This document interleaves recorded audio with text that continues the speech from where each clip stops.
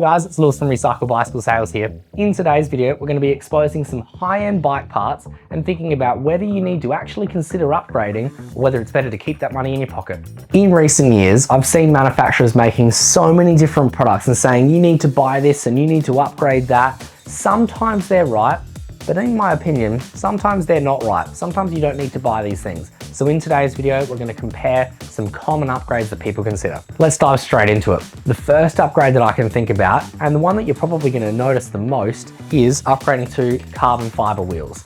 Chances are the bike that you bought might have some aluminium wheels, and aluminium is a type of metal. Whereas when we move across to carbon fiber, we can get a lighter, a stiffer, a more efficient wheel, so it might be an upgrade that we can consider.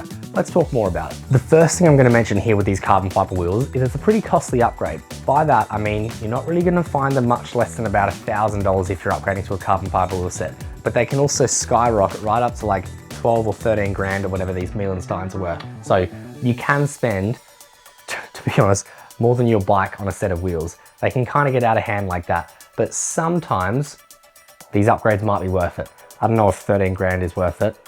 I don't know, maybe it is to you, but 13 grand feels like a lot of money to me at least. Let's break down some pros and cons of the carbon fiber wheels. The first thing that we're going to notice, and the thing that people are going to talk about the most when they look at upgrading their wheels, is the rotational mass. By that I mean there is something here, so there is weight here, and that weight is going to be spinning around the wheel while the wheel is spinning. This is where I'm going to introduce you to the word inertia. Inertia is talking about how fast something is going to stay moving once it's moving and how difficult it is to make that thing stop. So having a lighter rotational mass means that you're able to speed up the wheel quicker, so take off at the traffic lights quicker, for example, and you're able to come to a stop a little bit easier. So it's going to be safer when you're riding back down the hill as well. So having a lighter rotational mass is a positive thing. And everyone talks about how lightweight these carbon fiber wheels are. Let's do a bit of a comparison to give you a bit of an idea.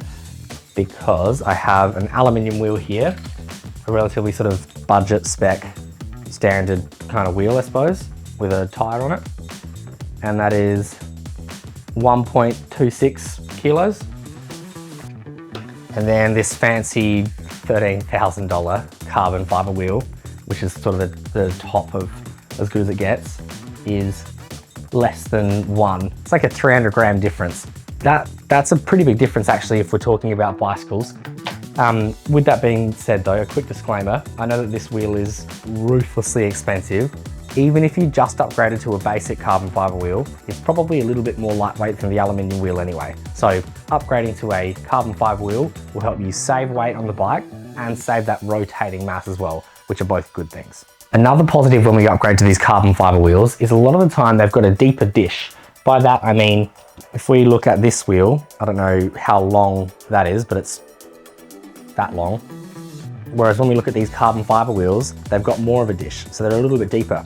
That means that as the wheel is spinning, it's going to help cut through the wind a little bit easier. It's going to help you sort of keep that speed rolling once it's going. So a more aerodynamic wheel as well. They're also stiffer, which means that they're going to lose less power. As you're standing up and pedaling and you're leaning the bike from side to side, and you don't want that wheel to be flexing, you want all of that power to be going straight into the, I suppose, the wheel, the tire, and then into the ground. You don't want to lose any of it through the bend of the spokes. So having a stiffer wheel is also a positive thing. And another one that I've just thought of, which is I suppose a bit of a silly one, is I think they just look cooler as well. The carbon fiber wheel makes the whole bike look a little bit more expensive, which isn't supposed to be an important thing, but I think it is. When you rock up to the coffee shop, you want to have the coolest bike there.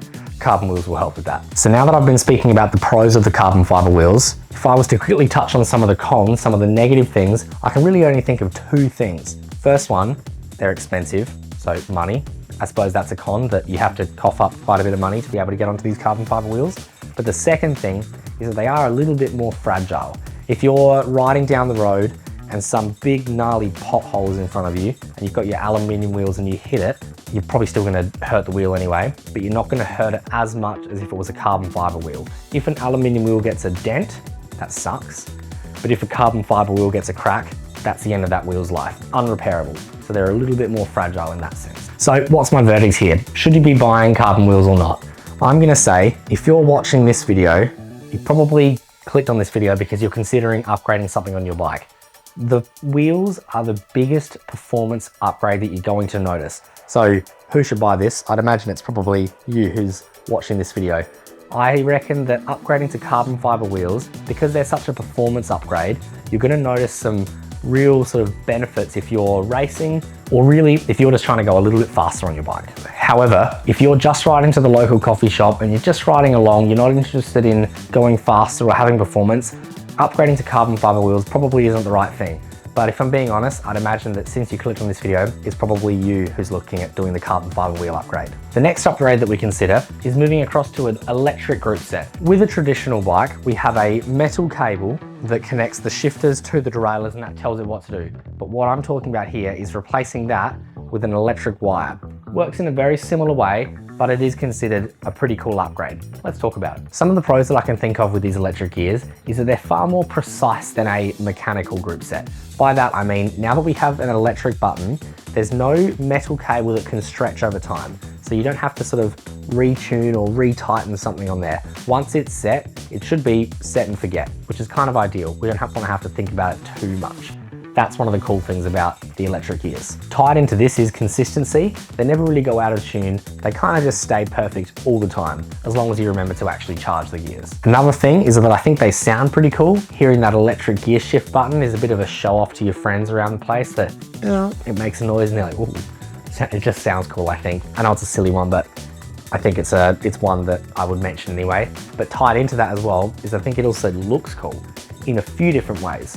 If we look up at the cockpit here, we've got two shifters, which means that we've got gearing on the front and the back, but we've also got two brakes. So 2 gear shifters and 2 brakes. There should be 4 cables up there, but this one's pretty cool. We can really only see like 2 cables here, which kind of makes it look like less of a bird's nest up here. There's less issues going on. And that's because the Dig i2, in this example, the electric gears, the wire is so well hidden inside there. It just makes it look a little bit nicer.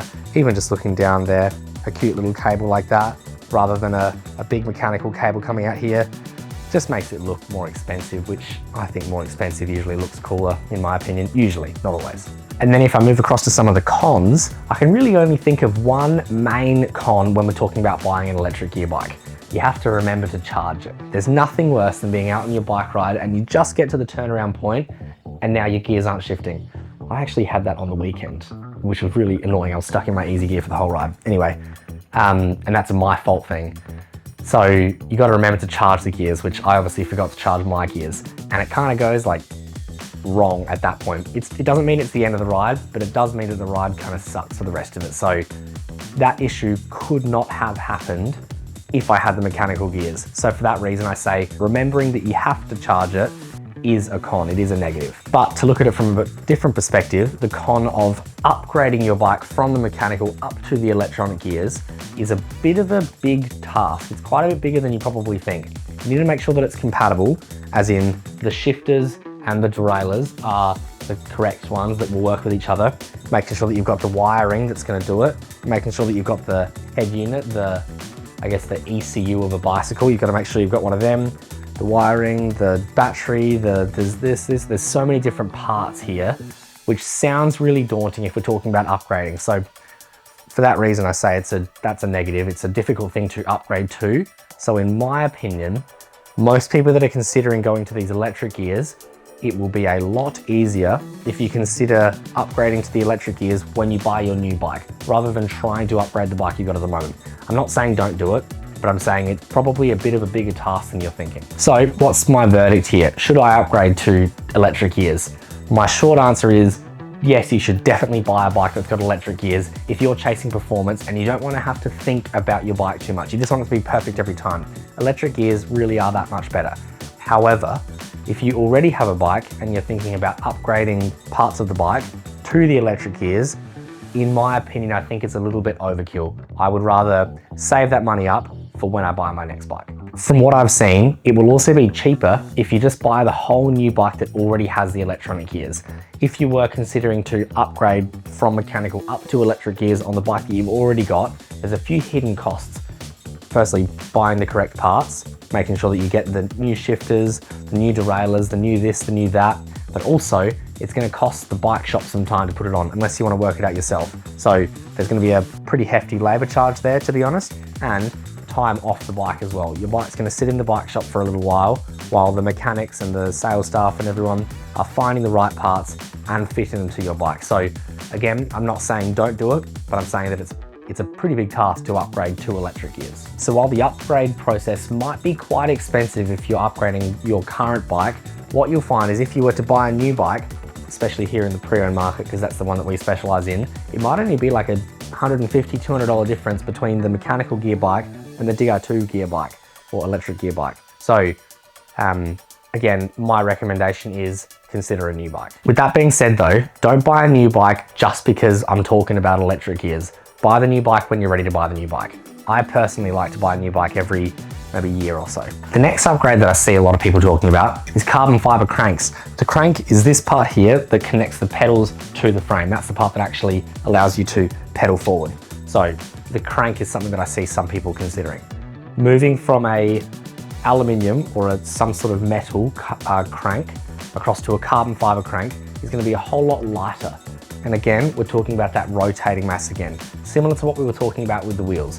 You're able to speed it up quicker and slow it down quicker. That's going to make it a little bit easier to pedal. Another pro that I can think of with these carbon fiber cranks is that sometimes they just look cooler. This THM crank has an exposed carbon weave on it, and it makes it kind of look like what a supercar would look like. So it just looks expensive, and expensive just usually looks cooler.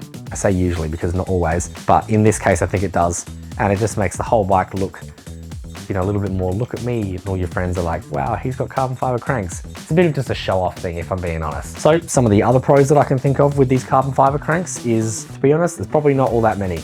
There's probably not a whole lot of pros when we talk about carbon fiber cranks, but let's jump across and talk about the cons. Some of the cons that I can think about, well, the cons are, they're expensive. This crank set here, this THM, I think they're like $3,000 cranks, whereas a normal aluminium one, you might spend like 180 bucks. So like uncomparable. That's why I'm saying it's just like a big show off thing to have these cranks.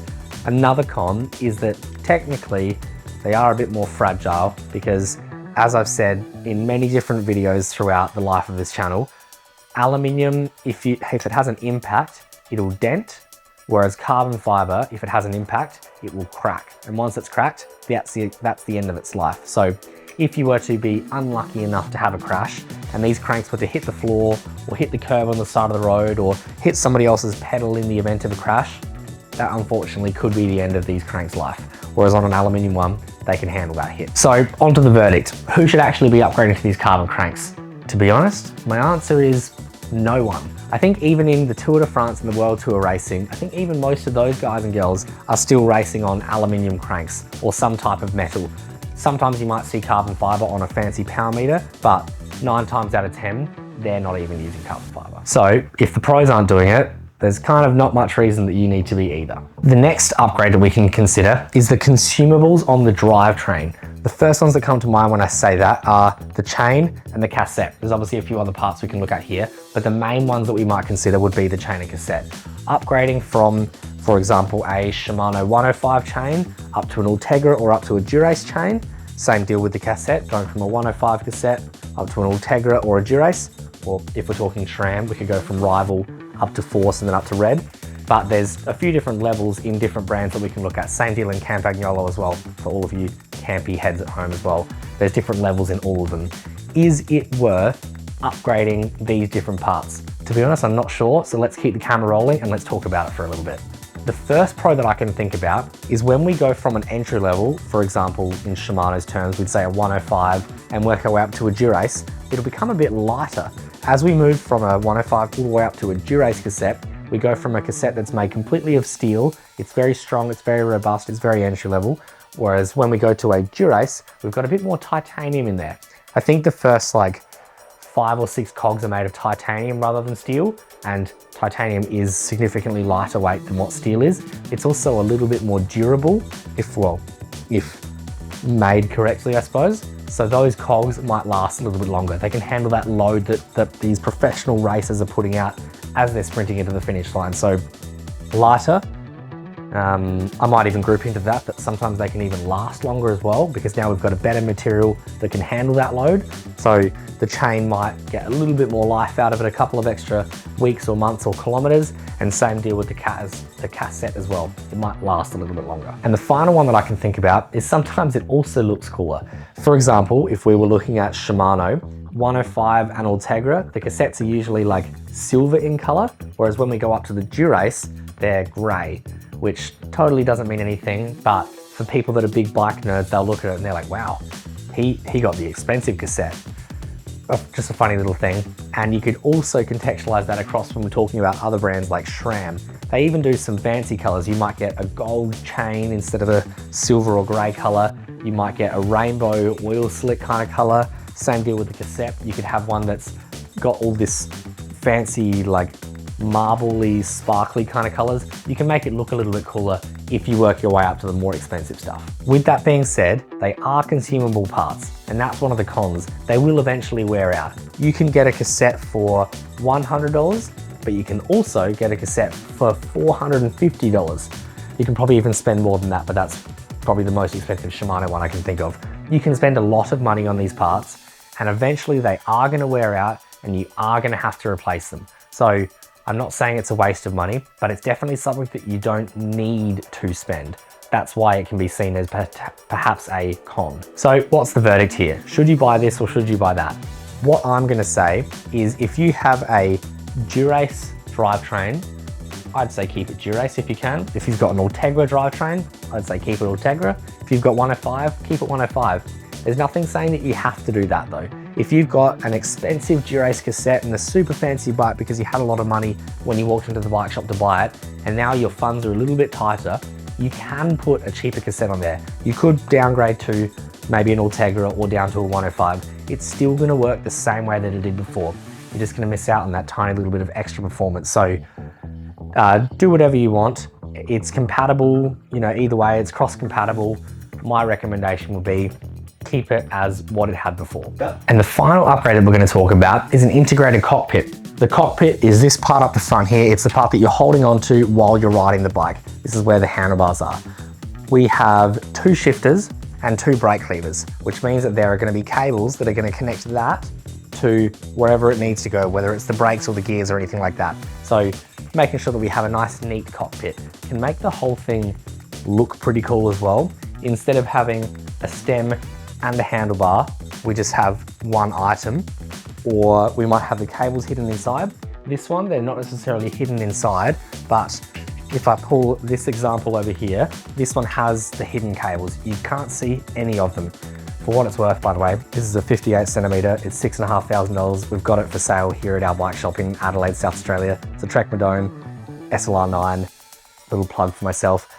Point I'm getting at here is it has the integrated cockpit, so you literally can't see any cables. It just looks like it's $1 million, but it's only $6,500. So there's kind of 2 cool things about this. It has the integrated cables, so you literally can't see any cables here, gears or brakes or anything, but it also has the one-piece bar and stem combo. So instead of having a stem and a handlebar and some bolts connecting everything together, it's just a beautiful piece of carbon fiber that just looks like it was designed by God. Some of the cons that we can talk about with upgrading to a one-piece integrated cockpit is that it means that it's a little bit more specific. If you wanted to adjust your bike fit, it's a little bit more difficult. You can't just add a slightly longer stem or a shorter stem or wider bars or narrower bars. It's a pretty in-depth task to be able to replace the entire cockpit. I would consider that potentially a con if we're still getting used to our bike and still learning our bike. Also, if you enjoy watching these videos so much that you end up tinkering on your own bike at home, you'll find that it is a little bit more difficult to work on your own bike because you can't even see the cables that you're working on. They're hidden inside. So I would perhaps call that a con as well if you're trying to work on the bike yourself. Not a deal breaker, but it's still something that I'd put under the list of cons. And the final con for these is they're expensive. These integrated one-piece handlebars, you probably want a budget for like 800 or $1,000. They're a pretty costly upgrade. So my verdict for the integrated cockpit upgrade is, I'm gonna say, if you want this to be your forever bike and you're heavily in love and it feels absolutely perfect, it might be a pretty cool upgrade. But if you're only gonna have this bike for 6 months or a year and then you think you're gonna upgrade, you might be jumping the gun a little bit. You might not need to do it. because it's going to take a little while, it's expensive, and to be honest, it's probably not going to bring that return on investment back if you were to sell the bike. If you spent $1,000 on the handlebars, it's probably not going to mean that the bike's worth $1,000 more than it would have been without. So again, not saying it's a waste of money, but just saying that the ROI there is maybe not amazing. But if this is going to be your forever bike and you want her to look as pretty as she can, some new handlebars might help out, because you're going to be staring at that cockpit for the entire bike ride throughout the life of that bike. So there we have it. That's my verdict on 5 upgrades for your bike. Do you reckon that there's anything that we missed? We're thinking of doing a part 2, and if you reckon that there's anything that we should mention in that part 2 that maybe we haven't mentioned in this video already, let us know down in the comment section below. I reckon that this topic could go on for hours and hundreds of products, if not thousands of products. So if you reckon there's anything that you want to hear me talk about, let us know in the comments below and we'll add that into our part 2. Otherwise, I'm going to say thanks for watching and we'll see you in the next video. See you guys.